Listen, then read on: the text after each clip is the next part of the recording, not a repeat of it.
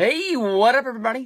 This is Stevie Breach coming to you. I barely made it through the day today. Honestly, I dragged it pretty well. This video is entitled, I Love Professional Wrestling, and what professional wrestling has put me through the last 2 nights. I really cannot believe it that I was able to pull off the back-to-back nights of staying up to watch the Japanese wrestling shows. Of course, it was the Beast in the East WWE Network exclusive show on Friday night going into Saturday, starting at 2:30 in the morning here on the Pacific Coast. That was a 2-hour show. Really, really good. Would have been a lot better if it was an hour and a half, WWE.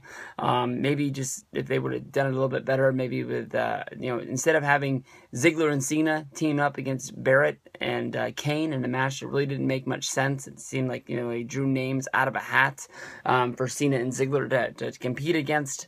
Honestly,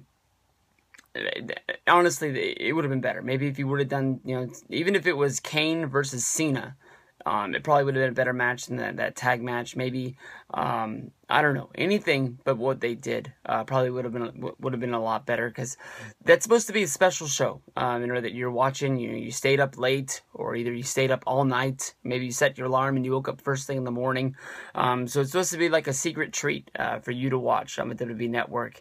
And they treated it with that main event like it was Monday Night Raw. But everything else that happened on that show, very, very good. The Divas match, even give that one a thumbs up. Jericho versus Neville. Jericho is a guy that we don't get to see all that often. So it was a treat to see him. Then we got to see the NXT Championship match, which was Prince Devitt, Finn Balor, beating Kevin Owens in his match, and in front of the Japanese crowd, and the reaction that he gave. It was a very, very good match. Hopefully, Balor and Balor and Owens. I caught myself before I called him Steen again, but I think everybody is sort of getting used to that, and they know who I'm talking about. But that was a very, very good match. And thumbs up to them. Brock Lesnar killing Kofi was very fun. Very, very good. And then last night, I didn't make it throughout the whole show. I don't know what the total time ended up being. I did watch, I can't remember if I went to sleep after the Bullet Club match, or if I went after the Tanahashi versus Yano match. I think that I saw the Tanahashi match, but I'm not 100% sure if I did. I know that at one point, I just was thinking how many more matches there were left, and that I had to wake up to go to work very, very early in the morning. I had to start my day at 5 o'clock. So I was looking at a 4:30 alarm clock time to just basically put my clothes on and walk out the door.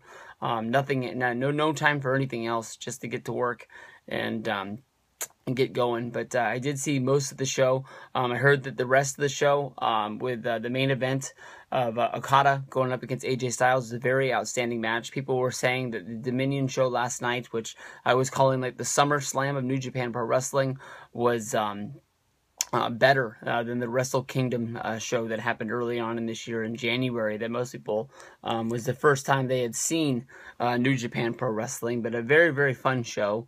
The Young Bucks, they were able to keep their championship. Bullet Club was able to win theirs. Probably the match of the night was Kushida of the Time Splitters beating Kenny Omega. Very, very fun match right there. Fun wrestling all over the block. It was very fun. I'm hoping that WWE is going to be doing a live special when they go to Sydney. I believe it's August 8th. I could be a little bit wrong on that date, but I know it's very early in August on a Saturday.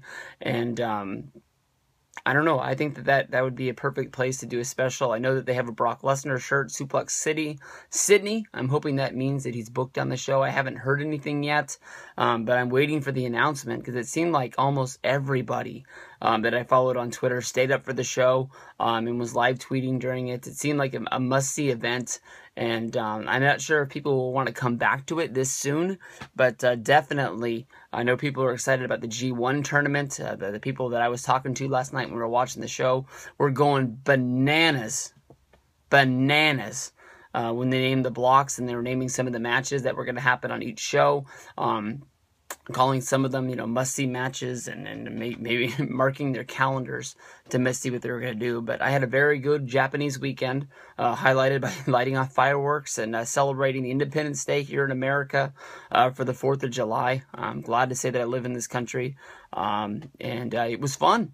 I had to go to work both days. Oh man, can you imagine if you had those days off and all you had to do was sit back, relax during the day, save yourself and pace yourself in order to watch these shows?